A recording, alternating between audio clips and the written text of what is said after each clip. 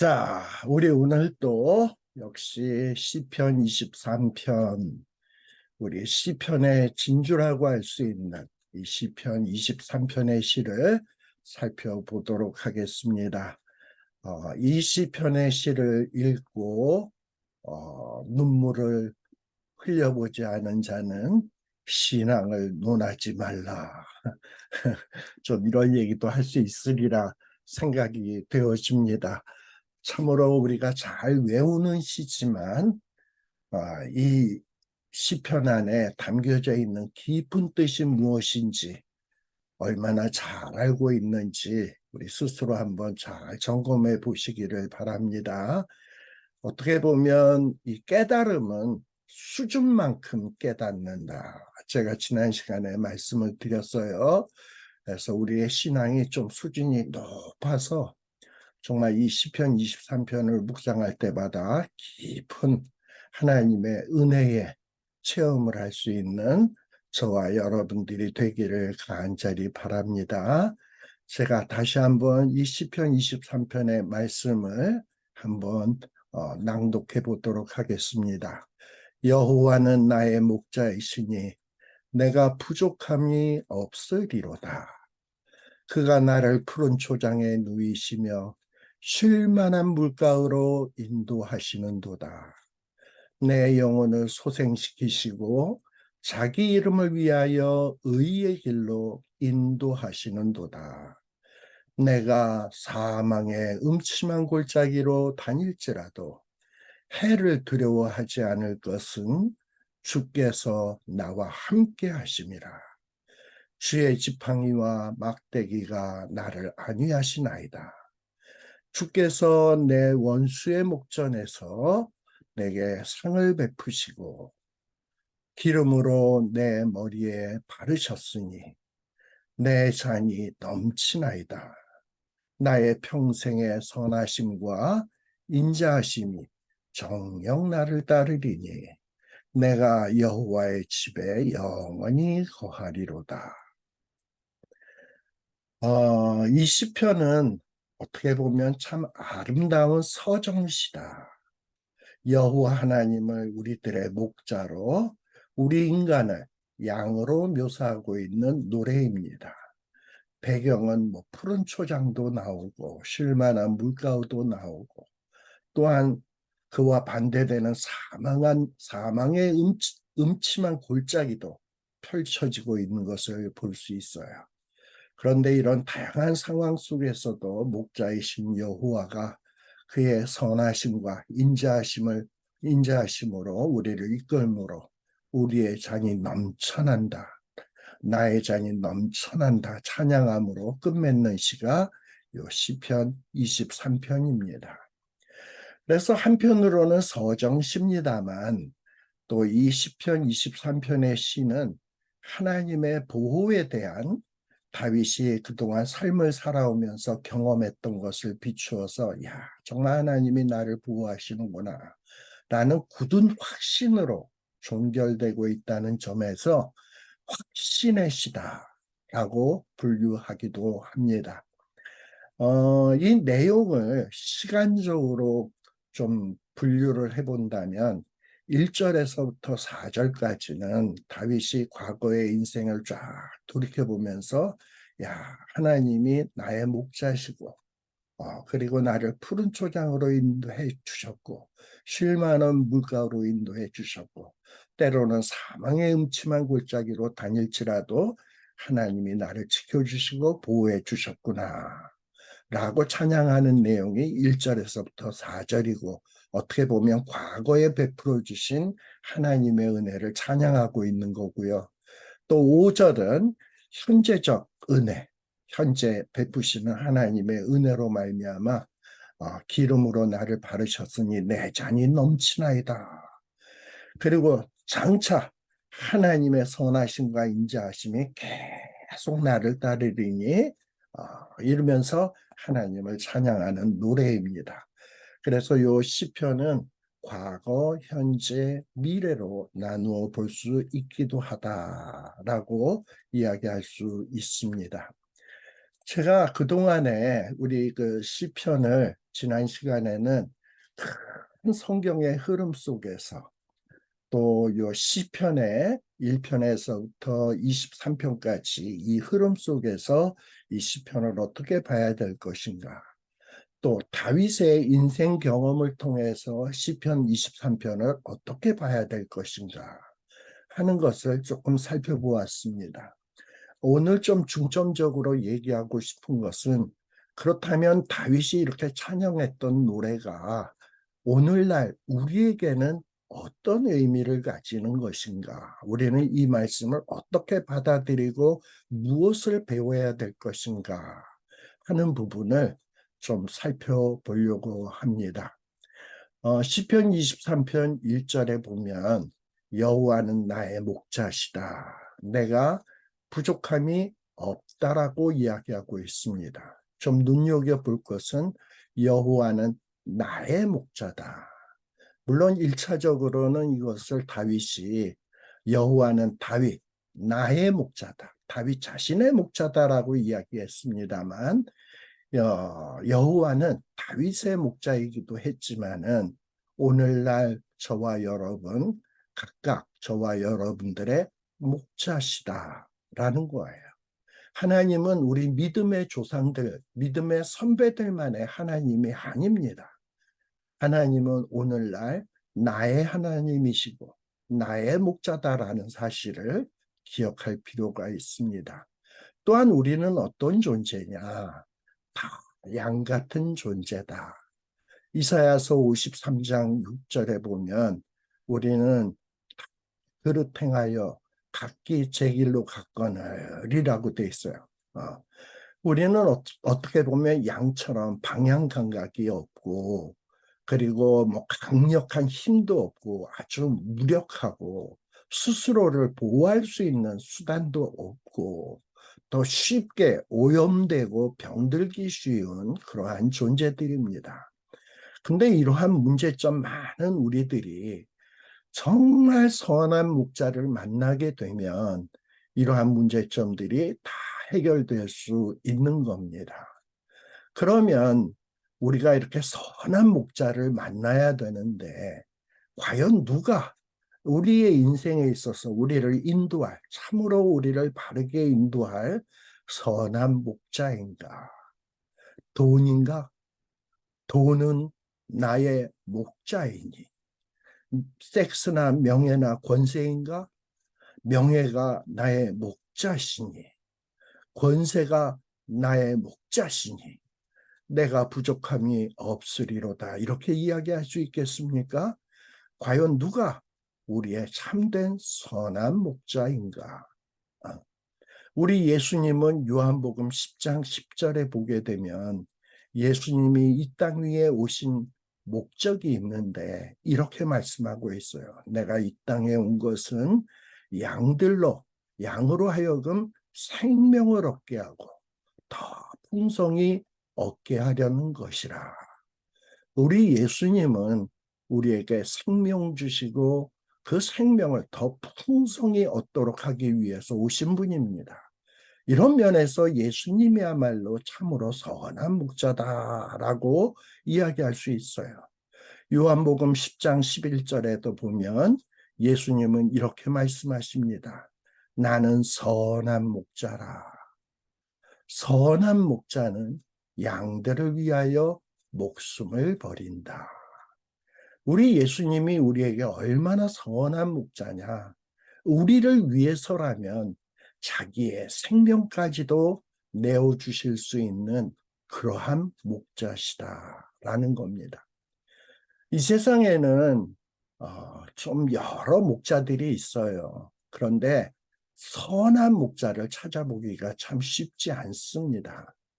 어떤 목자들은 그야말로 양떼에게 푸른 초장으로 쉴만한 물가로 인도해요. 목자니까 양을 먹이기 위해서 푸른 초장 쉴만한 물가로 인도해서 양들이 토실토실하게 살찌도록 만들어요. 그런데 궁극적으로는 나중에 어떡하냐? 그 양을 잡아먹거나 양의 털을 깎아가지고 팔아먹거나, 그래가지고 그 양들을 자기의 영리의 목적으로, 자기의 이익을 위해서 양들을 이용하는 이런 목자들이 있다 이 말입니다. 양들을 이용해서 자기 배만 불리우는 그런 목자들도 있습니다. 그래서 에스겔서에 보게 되면 자기의 배만 배불리는 그런 목자들을 가리켜서 거짓 목자다라고 이야기하지 않습니까? 그런데 우리 예수님은 어떤 분이냐? 우리를 위하여 친히 십자가 지시고 그곳에서 물과 피를 다 쏟아주시고 또 우리의 생명을 구원하고 우리의 생명을 더욱더 풍성케 하기 위해서 십자가 위에서 갖은 모욕 그리고 천대, 조롱 그리고 모진 고통을 다 참으시고 견디시고 마지막에 생명까지도 내어주신 그런 목자다라는 분입니다. 바로 이러한 예수님이 우리의 목자라면 얼마나 부족함이 없겠습니까? 또한 1절에 보면 여호와는 나의 목자라 그랬는데 이 여호와라는 칭호가 뭐라 그랬죠? 약속을 지키시는 하나님이 여호와다. 우리 하나님은 우리에게 약속을 하시고 입짓는 분이 아닙니다.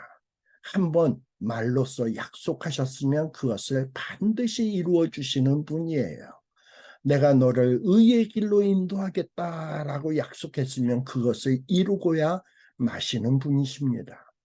조상들에게 그리고 나에게 이 양으로 생명을 얻게 하고 더욱더 풍성히 얻게 하기 위해서 우리 여호와 하나님께서는 친히 육신을 입고 이 땅에 오셔서 그리고 정말 십자가 위에서 죽으시고 우리의 목자가 되어 주신 겁니다. 목숨까지 버려주신 거예요.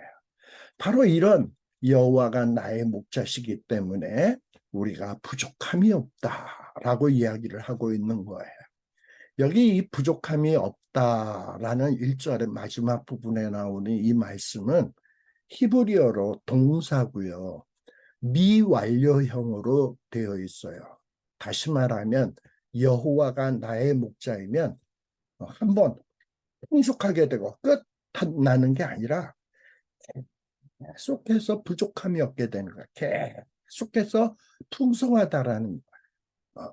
그리고 마침내 어쩌면 지금은 약간의 결핍이 있고 부족이 있을지 몰라도 마침내는 그런 부족, 결핍, 그리고 물러감, 실패가 마침내는 없어질 것이 될 것이라는 뜻이에요. 아직 완료되지는 않았어요. 그리고 계속해서 진행 중이어서 마침내 여호와가 목자시면 우리가 부족함이 없는 단계까지 가고야 만다라는 고백이 시편 23편 1절의 내용입니다. 자, 그래서 이 여호와가 나의 목자시다라는 말이 얼마나 은혜로운 말씀이냐. 세상에 있는 목자들은 여러 목자들이 있습니다만 부족함이 있을 수밖에 없어요. 그런데 여호와 하나님, 우리 예수님만이 참 목자만이 부족함이 없어요. 우리 하나님은 전능하신 분 아닙니까? 그런데 이 전능하신 목자가 인도한다면 얼마나 부족함이 없겠습니까? 그래서 이 전능하신 목자가 인도함을 맛보고 깨달았을 때, 아, 정말 전능하신 하나님이 나의 목자이다 보니까 내가 부족함이 없구나, 라는 것을 인생 경험을 통해서 고백하고 있는 거예요. 저는 이것이 말로만의 고백이 아니라 정말 여러분들의 삶 속의 경험에서 나오는, 그래서 마음속에서부터 우러나오는 그런 고백이 되었으면 좋겠어요. 그리고 그런 고백이 저와 여러분들의 고백이 되었으면 좋겠습니다. 그리고 여호와가 나의 목자다라는 말은, 그래서 부족함이 없다라는 말은 어떤 뜻이냐? 여호와 하나님의 능력을 아주 분명히 확실하게 파악하고, 야, 맞아. 여호와는 전능하신 분이고 그야말로 약속 지키시는 분이고 나를 돌보시는 분이고 그걸 확실히 파악하고 나는 양으로서 그분만 의지할래 하는 이런 상태를 말하는 거예요. 여호와가 전능하신 하나님이시기에 그분이 목자가 되어주시면 결핍, 곤란, 사망의 음침한 골짜기, 배고픔의 위협, 위협이 어떠한 무시무시한 위협이 있을 때라도 모든 문제를 해결해 주실 수 있다라는 것을 믿고 부족함이 없다라고 고백하는 것이 이러한 고백입니다. 사실 저와 여러분들이 편안할 때, 사람들이 편안할 때는요, 여호와의 능력을 실감하지 못해요. 그야말로 우리가 뭐 먹을 것도 부족하지 않고 몸도 건강하고 그럭저럭 살만하고 하나님 없이도 다 살만하고 이런 상황이 되면 여호와가 나의 목자다. 내가 부족함이 없다. 이게 뭔 말인지를 잘 몰라. 그런데 이 말을 실감하게 될 때는 언제냐? 대체적으로 내 힘으로 어찌할 수 없는 큰 위험을 당했을 때, 내 능력으로는 이 위험을 극복할 수가 없어. 근데 그런 상황에서 여호와의 인도와 공급하심과 보호를 체험했다면 정말 이건 내가 어쩔 수 없는 상황인데 하나님이 돌봐주셔서, 하나님이 인도해 주셔서, 하나님이 공급해 주셔서, 하나님이 보호해 주셔서 내가 이 고비를 넘길 수 있었구나. 내가 부족함이 없게 되었구나 라는 것을 그때 비로소 깨닫는다 이 말이에요. 힘든 일을 닥쳤을 때. 이렇게 나의 힘으로 해결할 수 없는 무시무시한 문제를 만났을 때, 또 그때의 주님이 그 문제를 해결해 주실 때 우리는 목자이신 우리 주님의 능력을 실감하게 되는 겁니다. 우리의 믿음이라고 하는 것은 이런 거예요. 사망의 음침한 골짜기를 지나갈 때 우리가 사망의 음침한 골짜기를 지나가고 있어요. 근데 마음속에 이제 이 험곡, 이 사망의 음침한 골짜기를 조금만 지나면 이제 광명한 푸른 초장이 다시 나타날 거야. 근데 마음속으로는 과연 나타날까 말까 나타날까 말까 믿자 이러고 나가는 게 믿음이 아니에요. 진정한 믿음은 뭐냐? 설사 내가 지금 사망의 음침한 골짜기를 지난다 할지라도 나의 목자가 지금 나와 함께 계신다. 그래서 나는 부족이 없다라고 할 수 있는 상태가 되어야 진정한 믿음을 가지고 있는 거예요. 내가 지금 가고 있는 길에 사망의 골짜기든지 푸른 초장이든지 뭐 사망의 골짜기든지 푸른 초장이든지 뭐 둘 중에 어느 하나라도 상관이 없어. 그런 건 중요한 게 아니야. 하나님이 나와 함께 하시는 것으로 인해서 내가 부족함이 없다라고 고백할 수 있는 상태가 된다면 이것은 참 믿음인 거예요. 그리고 설사 사망의 음침한 골짜기를 다닌다 할지라도 하나님이 함께 하신 것을 깨달으면 어떤 마음이 드냐? 하나님이 나의 목자인 까닭에 지금 힘들긴 하지만 내가 이 사망의 음침한 골짜기를 지금 지나가고 있구나. 이 사망의 음침한 골짜기를 지나고 있는 데는 뭔가 깊은 의미가 있을 거야. 하나님이 계획하신 오묘한 섭리가 있을 거야. 좌우지간 지금 하나님이 나와 함께 하고 계시니 나는 부족함이 없을 거야. 라는 믿음으로 나아가는 것이 이것이 참 믿음이다. 저와 여러분들이 이러한 믿음을 소유했으면 좋겠다라는 바람을 가져봅니다. 자, 그럼 목자의 인도함을 받는 삶이란 무엇인가? 우리가 목자의 인도받는 삶이라는 게 뭐 목자의 인도함을 받아서 푸른 초장에서 맛있게 얌얌얌 먹고 물가에서 물을 탁 마시면서 시원하다, 만족한다. 이게 목자의 인도받는 삶일까요? 단순히 우리 삶의 푸른 초장에서 쉴만한 물가에서 내 영혼 평안해, 내 영혼 평안해 하면서 해피하게 지내는 것이 목자의 인도함을 받는 삶일까요? 아니에요. 설사 사망의 음침한 골짜기를 다닌다 할지라도 지금 하나님이 나와 함께하고 있어. 내가 사망의 음침한 골짜기로 다닌다 할지라도 분명히 이 골짜기를 지나고 나면 좋은 결과가 있을 것이고 하나님이 나에게 부족함이 없도록 채워주실 거야. 나는 그 하나님, 이 나의 목자를 나는 믿어. 이분의 사랑을 믿어. 나는 신뢰해. 그래서 나는 이 목자이신 주님이 나를 인도하는 대로, 그 길이 사망의 음침한 골짜기든지 푸른 초장이든지 난 그분이 인도하는 대로 갈 거야. 그리고 주님의 인도하심을 따라서 한 걸음 한 걸음 더욱더 나아가는 삶을 사는 것. 이것이 목자의 제대로 인도받는 삶이다. 즉, 목자의 인도를 받는 삶이란 목자에 대한 신뢰, 목자가 베푸는 은혜에 대한 확실한 확신이 있어야 된다라는 겁니다. 근데 이 선한 목자이신 주님은 바로 나의 목자다. 나의 목자다. 다윗은 지금 시편 23편에 여호와는 우리 양들의 목자시니 우리 양들이 부족함이 없으리로다 라고 고백하고 있지 않아요. 다윗은 뭐라고 고백하냐? 여호와는 양들의 목자가 아니라 나의 목자시니 라고 고백하고 있어요. 우리 여호와 하나님은요, 여러분 각각 한 사람 한 사람에게 정말 관심이 있으십니다.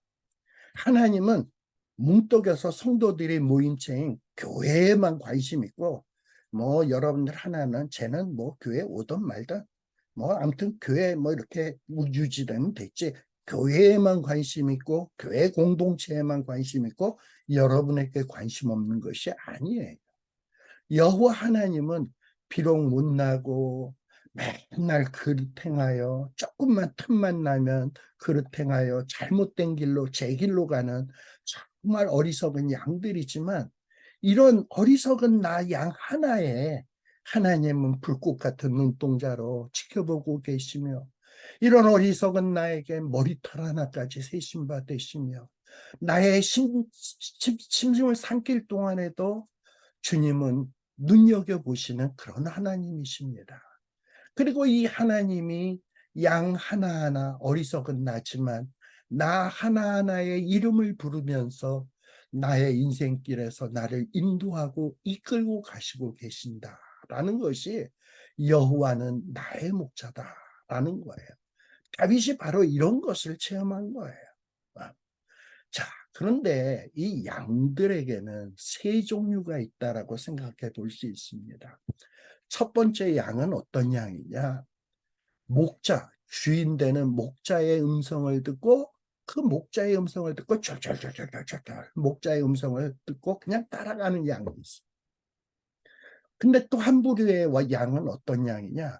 목자의 음성을 듣고 따르는 것이 아니라 양무리들이 목자의 음성을 듣고 무르르 몰려가니까 얘는 목자의 음성을 들은 게 아니라 양무리에 그냥 꽁무니만 따라서 가는 양들이 있어.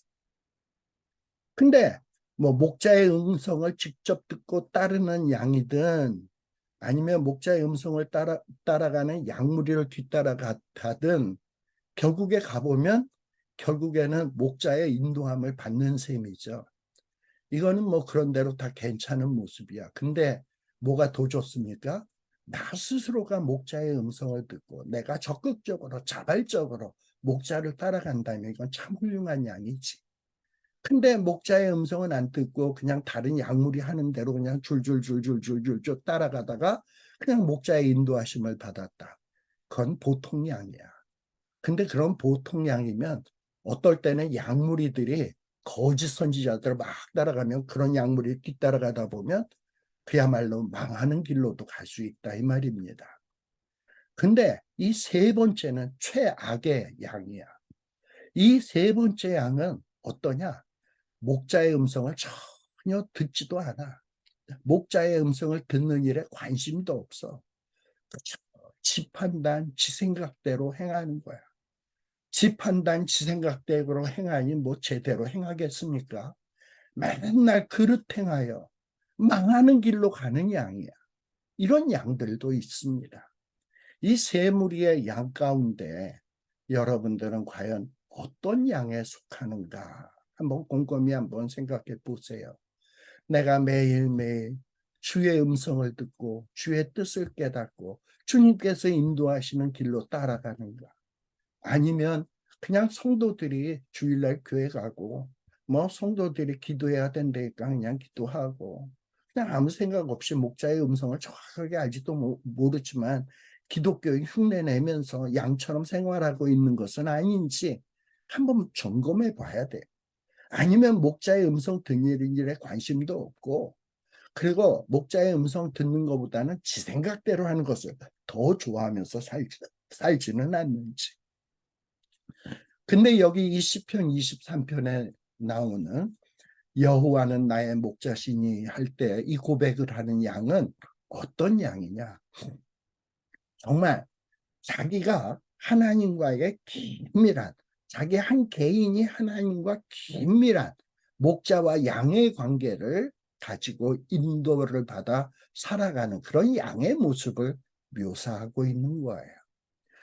여러분, 양은 진정한 똑똑한 양은 주위의 양들이 가는 것을 보고 따라가는 것이 아니라 진짜 제대로 된 양은 양 각자가 목자의 음성을 알아. 다른 사람이 암만 불러도 안 가. 자기의 목자가 부를 때만이 반응을 합니다. 그러다 보니까 각자 양들이 자기의 주인을 따라가다 보니까 그렇게 따라가는 양들이 무리를 짓다 보면 양무리가 되는 거야.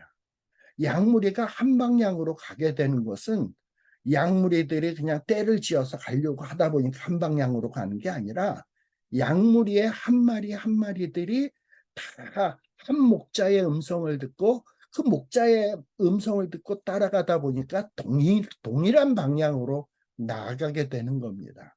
그러다 보니 필연적으로 무리를 지어서 한 방향으로 가게 되는 거예요. 뭐 친구가 나가니까 나도 따라가고 옆에 있는 이웃이 하니까 따라가는 게 아니라 나 각자 하나하나가 목자이신 예수님의 음성을 듣고 말씀의 음성을 듣고 그 인도하심을 따라가다 보면 나와 같은 그 무리들이 모여져서 양무리를 형성하게 되는 거예요. 그것이 바로 교회다. 그리고 그것이 교회고 그 교회를 인도하는 예수님과 교회의 관계가 이루어지게 되는 겁니다. 그저 내가 주일날 교회에 출석하고 공예배에 출석하고 뭐 구역에 소속이 되고 뭐 재직회, 전도회에 소속이 되었다고 해서 내가 주님과 한 몸이 되는 게 아니에요.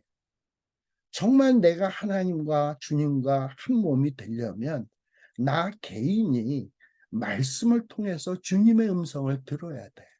그리고 주님과 일체를 한 몸을 이루고 그리고 그것이 얼마나 좋은 것인지를 확신하고 그리고 내 삶 속에서 그 좋음을 구체적으로 나타내 보여줄 수 있어야 합니다. 바로 이러한 삶이 우리에게 있어져야 되겠다. 그리고 부족함이 없다는 것의 참 의미는 뭐냐? 부족함이 없다라고 하는 참 의미는 바로 나 하나하나가 생명을 얻고 예수님을 목자로 모심으로 인해서 그 생명이 더욱더 풍성해지는 것을 의미하는 거예요. 자, 그렇다면 이 고백을 하는 게 얼마나 이게 정말 깊은 의미를 담고 있는 것인가를 생각해 보십시오. 여호와는 나의 목자시니 내가 부족함이 없으리로다. 과연 이 고백을 자신 있게 하실 수 있는지. 맞아, 나는 주님의 음성을 듣고 있고 주님의 음성을 따라갔고 주님과 한 몸이 되다 보니까 정말 내가 생명을 얻고 있고 더욱더 풍성히 얻어가고 있어. 이런 것들을 깨닫고 있나요? 정말 이 목자가 나를 인도하신다면 사망의 음침한 골짜기를 가든지 푸른 초장을 가든지 쉴만한 물가를 가든지 광야를 가든지 뭐 어디 계곡을 가든지 그건 상관없어. 하나님이 나와 함께 하시면 나는 부족함이 없어라는 이런 믿음의 고백이 있는가? 저는 이 시편 23편을 어린 시절서부터 암송했었어요. 그런데 오늘 이렇게 여러분들과 이 시편 23편을 나누고 있습니다만 이 시편 23편을 원어로도 보고 또 주석들도 살펴보고 또 여러 책들을 보면서 이 말의 뜻이 무엇일까? 시편의 흐름 속에서 다윗의 삶을 생각하면서 또 나의 삶을 생각하면서 이렇게 묵상하다 보니까 여호와는 나의 목자시니 내가 부족함이 없으리로다라는 것이 이게 얼마나 엄청난 고백인가 하는 것이 마음에 와닿더라고요. 정말 이러한 여호와는 나의 목자시니 내가 부족함이 없으리로다 라는 고백을 할 수 있었으면 좋겠다. 근데 여기서 부족함이 없으리로다 라는 말은 어떤 뜻이냐? 우리는 보통 부족함이 없다라고 하면 뭘 생각하냐? 내가 욕심내는 것, 내가 원하는 것이 나에게 다 있을 때, 풍족히 있을 때 부족함이 없다라고 얘기하는 거예요. 그런데 지금 여기 다윗이 이야기하는 여호와는 나의 목자시니 내가 부족함이 없으리로다 하는 것이 다윗이 사고 싶은 거, 갖고 싶은 거, 다윗이 누리고 싶은 것이 다 충족되어서 부족함이 없다라는 거고 이야기하는 것일까요? 아니에요.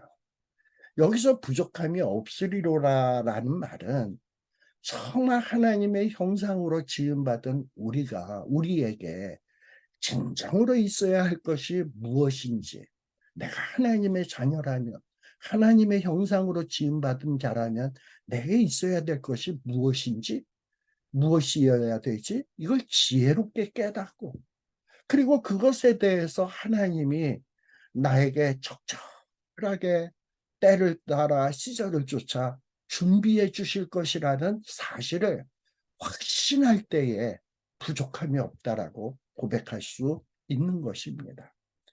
사실 우리는 기도할 때 이런 생각들이 들어요. 여기 시편 23편에 나오듯이 여호와는 나의 목자신데 근데 왜 내게 아직도 이렇게 부족함이 있지? 왜 이렇게 나한테 아직도 결핍된 것이 있지? 하고 불평할 때가 있어요. 그리고 하나님 앞에 이렇게 기도도 해요. 여호와가 나의 목자시라면서요. 부족함이 없다면서요. 근데 나는 지금 돈도 없고 명예도 없고 잘난 것도 없고 이쁘게 생긴 것도 없고 사회적 지위도 없고 한심하게 그 집밖에 없는데 여호와는 나의 목자시니 내가 부족함이 없나이다. 나 이렇게 고백할 수 없어요. 그러니 좀 돈도 주시고 사회적 지위도 주시고 명예도 주시고 힘도 주시고 건강도 주세요. 나도 다윗처럼 내가 부족함이 없나이다 라고 좀 고백하고 싶어요. 이러면서 떼쓰면서 하나님 앞에 기도할 때가 있지 않나요? 양들은 어리석어 가지고 욕심이 참 많아. 그리고 욕심대로 채워주지 않으면 부족이라고 생각할 때가 많아. 그런데 사실 목자가 선한 목자라면 그 양들 그 각자가 원하는 만큼은 아니지만 그 양들에게 필요한 만큼, 그 양들에게 실제적으로 부족함이 없을 만큼 선한 목자라면 모든 것을 채워주십니다. 물론 양이 난 더 먹고 싶은데 그러나 선한 목자가 볼 때 넌 더 먹으면 체해. 그건 네 욕심이야. 너는 요만큼 먹는 게 딱 적당한 거야. 하고 적절하게 양식도 주시고 물도 주시고 인도해 주시는 거예요. 사실 선한 목자가 우리를 정말 사랑으로 인도하게 되면 그 양에게는 비록 어리석은 양이지만 양에게는 부족함이 없도록 이 선한 목자는 우리를 그렇게 인도하십니다. 그런 믿음이 있어야 된다라는 거예요. 우리가 세상에서 가장 부유한 사람은 누구일까요? 돈 많은 일론 머스크, 빌 게이츠, 아, 한국의 그 누굽니까? 삼성 회장? 그런 사람이 세상에서 가장 부유한 사람? 아니에요. 하나님이 내게 주신 것, 그래서 내게 있는 것을 족한 줄로 아는 사람이 이 사람이 세상에서 가장 부유한 사람이다. 그리고 내게 있는 것을 가지고 자족하는 마음, 만족할 수 있는 마음이 있으면 그것은 경건에 큰 유익이 됩니다. 디모데전서 6장 6절 말씀에 보면 지족하는 마음이 있으면 경건에 큰 이익이 되느니라. 이렇게 스스로 자족하는 마음, 만족하는 마음이 있으면 하나님이 주신 것을 족한 줄로 여길 줄 아는 마음이 있으면 그건 경건에 큰 유익이 된다 그랬어. 우리가 세상에 아무것도 가지고 온 것이 없음에 또한 아무것도 가지고 가지 못하리니 우리가 먹을 것과 입을 것이 있은즉 족한 줄로 알 것이니라. 구하려 하는 자들은 시험과 올무와 여러 가지 어리석고 해로운 정욕에 떨어지나니 곧 사람으로 침륜과 멸망에 빠지게 하는 것이니라. 억지로 부자가 되려고 하고 그러다 보면 시험에 빠지고 올무에 빠지고 해로운 정욕에 떨어지게 된다. 마침내 침륜과 멸망에 빠진다. 이런 거를 우리가 마음속에 새겨야 되는 거예요. 또 디모데전서 6장 10절에 보면 우리는 뭐니 해도 뭐니가 최고야 이렇게 얘기하지만 디모데전서 6장 10절에서는 돈을 사랑함이 일만하게 뿌리가 되나니 이것을 사모하는 자들이 미혹을 받아 믿음에서 떠나 많은 근심으로써 자기를 찔렀도다 라고 이야기하고 있어요. 오직 너 하나님의 사람아 이런 것들을 피하고 의와 경건과 믿음과 사랑과 인내와 온유를 쫓아라. 믿음의 선한 싸움을 싸우라. 영생을 취하라. 이를 위해서 내가 부르심을 입었고 많은 증인 앞에서 선한 증거를 증거하였도다. 나는 이런 사도 바울의 가르침을 정말 우리들이 무겁게 우리가 받아들이고 마음에 새겨야 될 줄로 압니다. 자, 그래서 우리가 부족함이 없으려면 어떻게 해야 되는가? 우리 주님께서 내 부족함이 없도록 다시 말하면 내게 필요한 것을 채워주는 방법이 있어요. 그 방법이 뭐냐? 요 시편 23편에 나오듯이 여호와는 나의 목자시니 내가 부족함이 없으리로다. 왜? 그가 나를 푸른 초장으로 쉴만한 물가로 인도해 주기 때문에 그래요. 내가 부족함이 없는 이유는 목자이신 주님이 때로는 푸른 초장, 쉴만한 물가로 인도해 주세요. 또 어떤 경우에는 내 영혼이 타락하거나 문제가 있을 때는 내 영혼을 소생시키십니다. 또 때로는 내가 잘못된 길로 갈 때 주께서 나를 의의 길로 인도해 주신다. 또 사망의 음침한 골짜기로 가면 함께 해 주신다. 그리고 내가 또 잘못된 행위를 하게 되면 지팡이와 막대기로 나를 안위해 주신다. 그렇게 해서 마침내 나를 영원한 집으로 인도해 주신다. 그래서 우리가 부족함이 없으리로다. 장차 이 부족함이 지금은 약간의 아직 문제가 있을지 모르지만 아직은 내가 지금 사망의 음침한 골짜기를 달릴지 모르지만 결국에는 이런 부족함이 없는 자리에 가고야 말게 될 것이다 라고 고백하고 있는 거예요. 그렇다면 시편 23편 2절에서 그가 나를 푸른 초장에 누이신다는 것은 뭘까? 쉴만한 물가로 인도하신다는 것은 과연 뭘까? 여기 푸른 초장이라고 하는 말은 원어적으로 보면 풀의 목초지들이라는 뜻이에요. 초장이라는 말은 히브리어로 나아라는 말인데 이거 성경 본문에서는 여성 복수 형태로 돼 있어요. 그래서 그 뜻은 뭐냐? 목초지들이라는 말이야. 목초지들. 다시 말하면 아주 즐거운 목초지들이라는 뜻이에요. 우리 하나님께서는 우리의 목자가 되어주셔서 우리가 즐거워할 수 있는 이곳저곳에 있는 목초지들로 우리를 인도해 주십니다. 그리고 또 쉴만한 물가로도 우리를 인도해 주십니다. 갈증이 나고 입이 메말라 있을 때 시원한 물이 흐르는 곳으로 인도해 주십니다. 이렇게 우리가 푸른 초장, 쉴만한 물가로 인도받는다는 것은 뭐냐? 우리가 인생을 살아가다 보면 배고픔도 있고 결핍도 있고 부족함도 있잖아요. 그런 거를 해방시켜 주시고 우리에게 참된 평화로운 안식을 주는 것을 의미해요.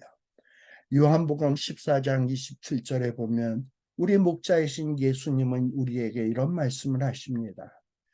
평안을 너희에게 끼치노니 곧 나의 평안을 너희에게 주노라. 내가 너희에게 주는 것은 세상이 주는 것 같지 아니하리라. 너희는 마음에 근심도 말고 두려워하지도 말라. 우리 목자 되신 주님은 우리가 근심 속에 살아가고 어떤 고난 속에서 살아가고 결핍 속에서 살아가고 부족함 속에서 살아가는 것을 원하시는 분이 아니에요. 우리 주님은 우리에게 평안을 끼치기를 원합니다. 특별히 주님께서 가졌던 평안을 우리에게 주시기를 원하세요.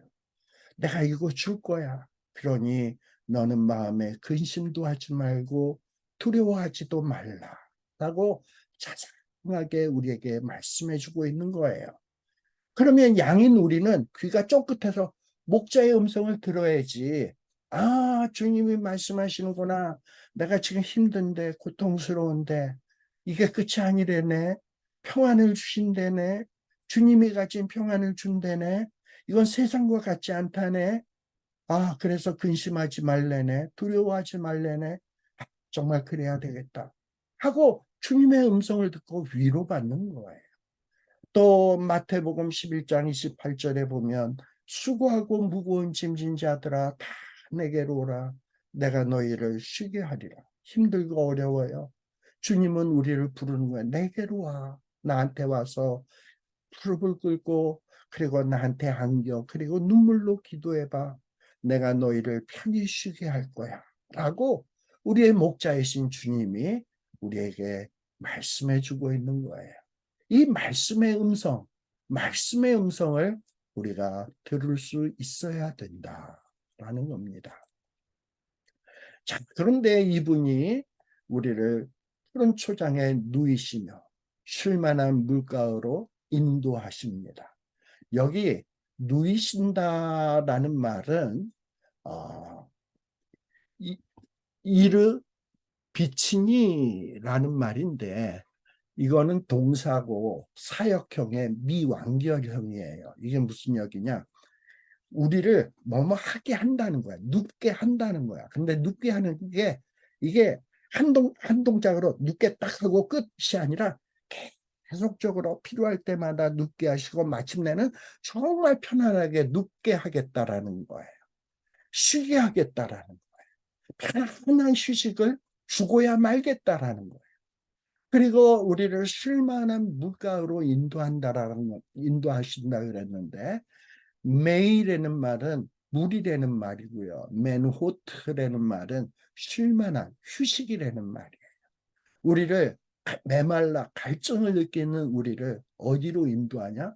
휴식을 위한 갈증을 해소할 수 있는 시원한 물들 위로 우리를 인도해 주신다는 거예요. 수고하고 무거운 짐을 지었을 때, 두려워하고 공포에 떨고 있을 때 주님은 우리를 하시고 푸른 초장으로 인도해서 누이시고 쉴만한 물가로 인도하셔서 우리에게 휴식을 주시고 위로를 주시고 평안을 주신다라는 거예요. 특별히 여기 인도하시도다라는 히브리어는 이나할랭이라는 말인데 이것은 강조형으로 되어 있어요.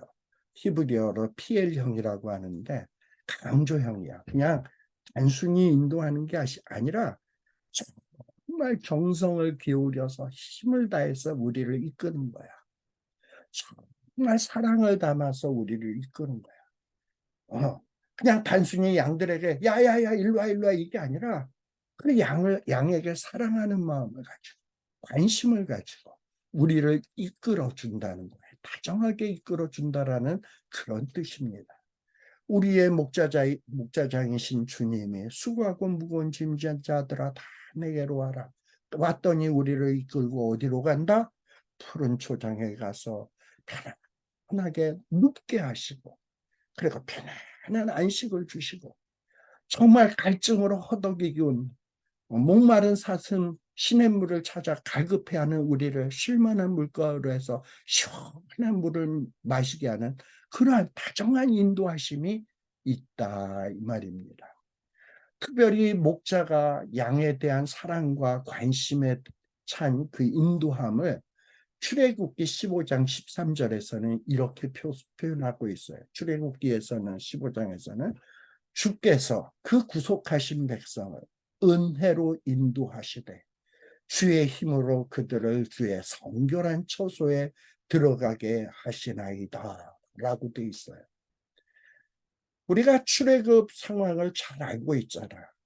정말 이스라엘 백성들은 애굽에서 종살이 하던 사람입니다.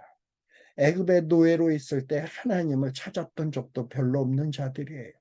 툭 하면 불평 원망하는 정말 어리석은 양, 그릇 행하여 각기 제 길로 가는 그런 양들입니다.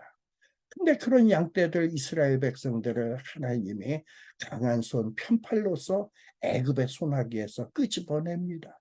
애굽 사람들에게 그 무시무시한 10가지 재앙으로 그들을 두들겨 패시고 필요하면 홍해를 가르시고 광야에 나와서 굶주린 백성들에게 만나와 메추리로 먹이시면서 그들을 신의 산으로 인도해 가십니다.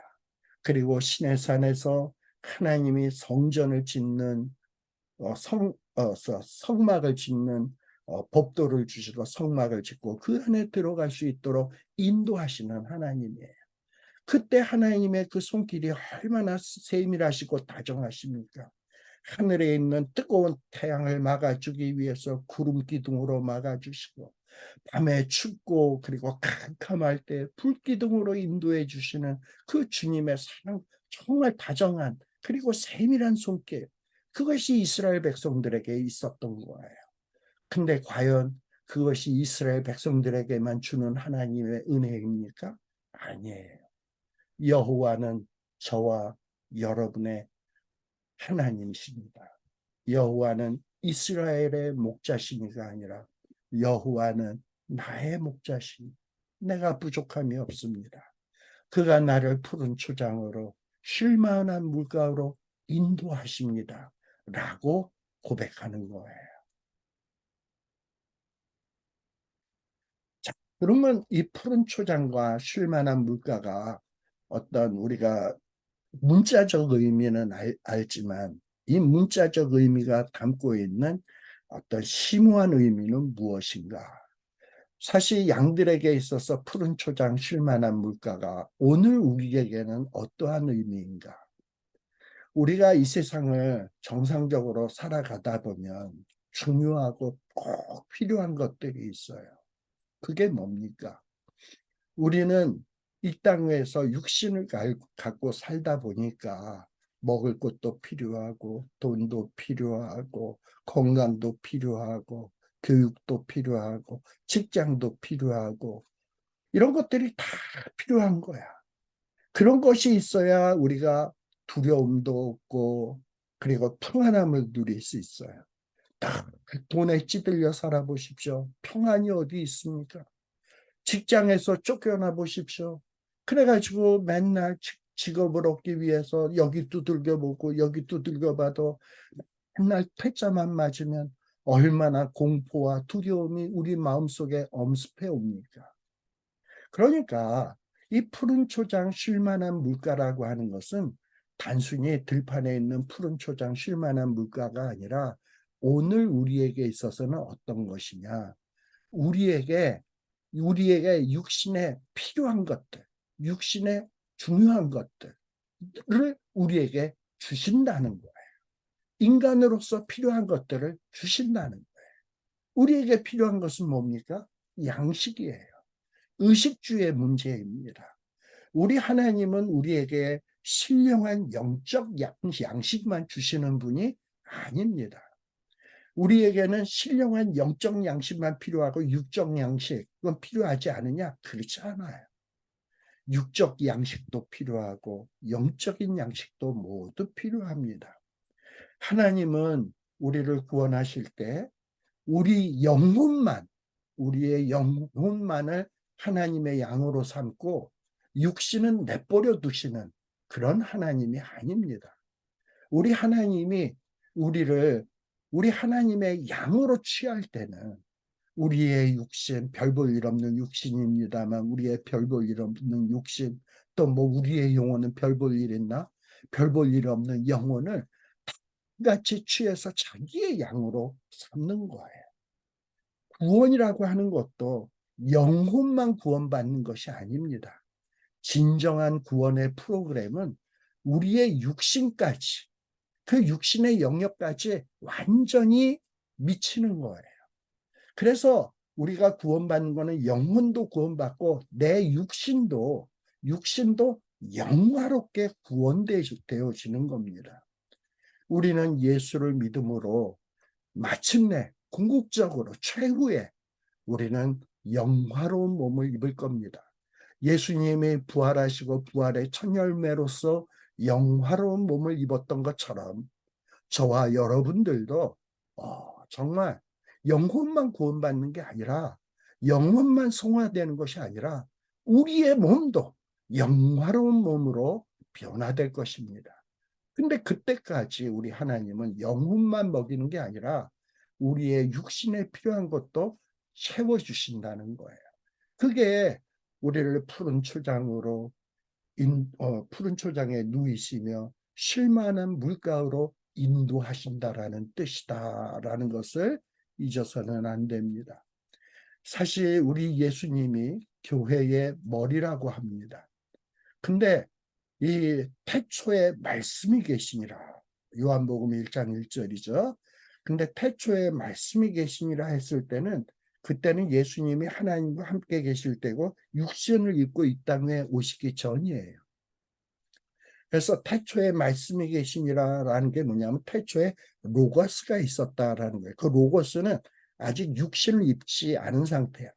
근데 그 로고스, 말씀이 육신을 입고 이 땅 위에 오신 것이 성육신입니다.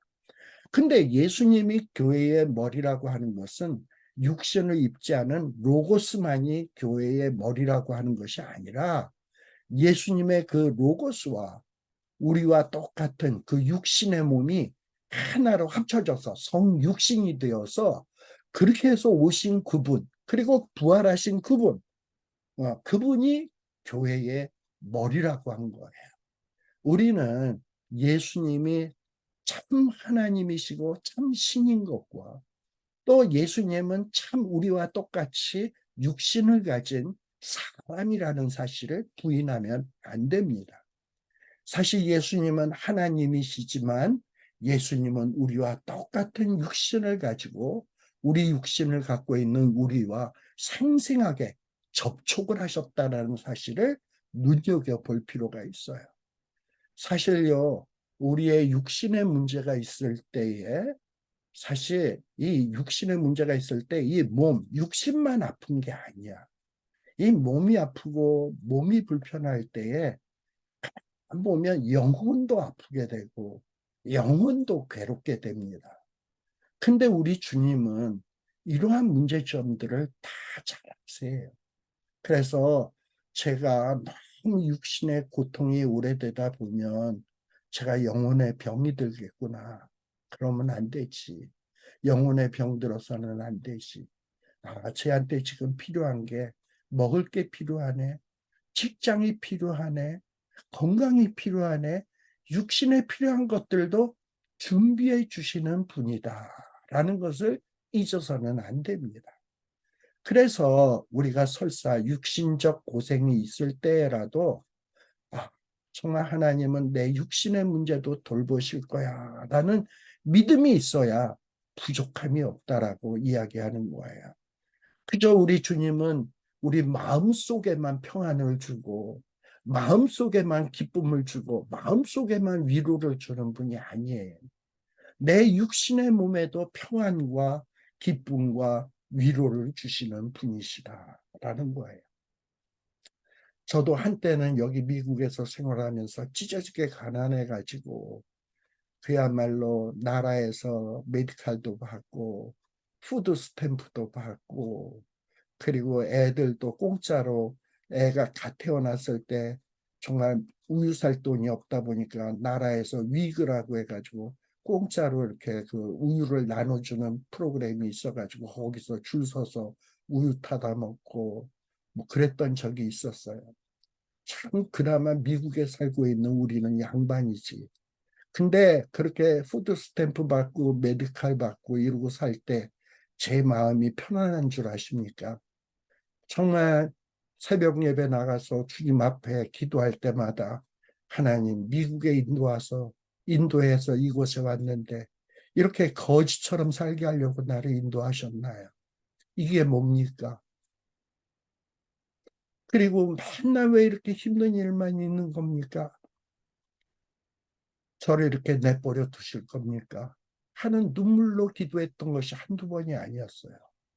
그런데 세월 지나 보니 주님 그때 나의 작은 신음소리에 귀를 기울이셨고 그것을 들으셨고 응답해 주셨고 그래도 가만 보니까 굶지 않고 살아왔고 그리고 지금도 이렇게 보니까는 아, 내가 이제 뭔가 더 이상의 결핍함이 없이 하나님이 살아갈 수 있는 풍성함을 주셨구나라는 이런 어떤 은혜를 깨닫게 되더라고요. 이렇게 주님께서는 마음의 위로만, 영혼의 위로만 주시는 분이 아니다. 내 육신이 힘들고 고통스러워서 하나님 앞에 엎드려서 주님 나 힘들어요. 나 아파요. 주님 나를 좀 돌보아 주세요 하면 우리의 팔을 붙잡고 푸른 초장으로 인도하시고 그리고 쉴만한 물가로 인도해 주시는 푸른 초장에 누이시고 쉴만한 물가로 인도해 주시는 또 다정한 손길로 인도해 주시는 하나님의 손길을 체험하게 되는 겁니다. 그래서 하나님의 나라는요 영적으로만 이루어지는 것이 아니에요. 하나님의 나라는 이 땅에서 이루어지는 것이고 이 땅에서도 얼마든지 이루어지는 것이고 그 맛을 볼 수 있는 것이고 우리의 육신의 삶 가운데서도 그 하나님의 나라의 풍성함을 맛볼 수 있는 것입니다. 그래서 우리 주님 말씀하시기를 내가 이 땅 위에 육신을 입고 이 땅 위에 너희에게 온 것은 육신을 입고 있는 너희에게 생명을 얻게 하고 그 육신의 생명이 더욱더 풍성하게 하려 함이다 라고 말씀하고 있는 거예요. 또한 누가복음 17장 21절에는 하나님의 나라는 또 여기 있다 저기 있다고도 못하리니 하나님의 나라는 너희 안에 있느니라. 여기서 너희 안에라는 말은 너희 마음속에 영혼 안에 있다라는 얘기가 아니라 영혼은 물론 마음 안에도 있겠지만 우리의 삶 가운데 육신으로 살아가는 우리의 삶 가운데에 하나님의 나라는 임할 수 있다라는 겁니다. 여기에서 하나님의 나라는 너희 안에 있다 할 때 너희들이란 눈에 보이는 사람들을 이야기하는 것이지 뭐 보이지 않는 우리의 정신, 영적인 것 안에 하나님의 나라가 있다라고 말하는 것이 아니에요. 너희 안에 있느니라라는 말은 너희의 생활 가운데 있는 것. 즉, 우리의 생활 가운데 먹고 입고 쓰고 살아가는 생활 속에 하나님의 나라는 임한다라는 거예요. 사람의 현재의 생활 속에 실질적으로 나타나는 것이 하나님의 나라다라는 사실을 잊지 않으시는 여러분 되시기를 바랍니다. 그래서 여호와는 나의 목자시니 내가 부족함이 없다라는 이 말은 정신과 영혼의 만족의 문제들만을 말하는 것이 아니에요. 정신과 영혼만 만족하면 된다라는 게 아니라 내가 살고 있는 사회 환경에서 또는 내 일생을 살아가는 동안 겪는 모든 일에 있어서 하나님이 보시고 필요하면 채워주신다는 거예요. 또 우리가 구하면 하나님이 정말 보고 내가 너무 욕심 있게 구하지 않는 한 하나님이 딱 필요한 만큼 꼭 채워주신다는 것을 말하는 겁니다. 그저 우리는 하면 더 먹을까, 더 가질까 이게 아니라 우리의 관심사는 뭐냐? 아, 정말 내가 하나님의 나라를 이루어 가야지. 예루살렘과 온 유대와 사마리아와 땅끝까지 이르러서 주의 복음의 증인이 되어서 복음으로써 이 하나님의 나라를 확장해야지. 그리고 이 땅 위에 하나님 나라의 의가 이루어지도록 내가 살아야지. 거기에 관심을 두고 그 일을 구하려고 애쓰며 살아가면 생활에 필요한 것, 육신에 필요한 모든 것은 하나님이 더하여 주시겠다라는 거예요. 그리고 그러한 삶이 우리의 삶 속에서 실증이 되어야 된다라는 겁니다. 아, 정직하게 살려고 했더니, 정말 거짓말하지 않냐고 바르게 살려고 했더니, 그때 정직하게 하고 바르게 살려고 하면 손해보는 줄 알았더니, 그렇게 정직하게 바르게 살았더니 하나님이 곱배기로 채워주시는구나. 내가 가난에 찌들리고 고난에 찌들려서 정말 허덕이면서도 죄짓지 않으려고 노력하고 하나님의 말씀대로 살려고 했더니 하나님이 그것을 보시고 10배, 20배로 나를 채워주시는구나 라는 것을 내 삶 속에서 확증하고 그것을 간증하면서 살아가는 삶이 되어야 된다라는 겁니다. 우리의 믿음을 증거한다는 것은 추상적, 정신적, 영적인 문제만이 아니에요. 우리의 믿음의 증거에는 물질적인 문제도 포함이 되어야 된다. 우리의 신앙은 그저 영적, 추상적, 정신적, 공허하고 관념적인 게 아니라 실제 우리의 삶 속에서 우리의 신앙의 풍성함이 나타나야 된다는 거예요. 그렇다고 해서 내가 기도했더니 하나님이 10,000,000불 주시더라, 100,000,000불 주시더라, 이런 직업 얻었더라, 그저 세상의 물질적 번영만을 추구하는 것이 이것이 우리의 신앙이냐? 아니에요. 세상적 물질적 번영도 필요하고 또 거기에 걸맞게 영적인 필요도 충분히 충족되어야 합니다. 이게 뭐냐? 부족함이 없는 삶이다라는 겁니다. 그런데 이렇게 하나님께서는 뭘 약속하고 있냐? 이렇게 우리에게 필요하면 영적으로, 필요하면 물질적으로 필요한 것들을 주시겠다고 약속하시는 거예요.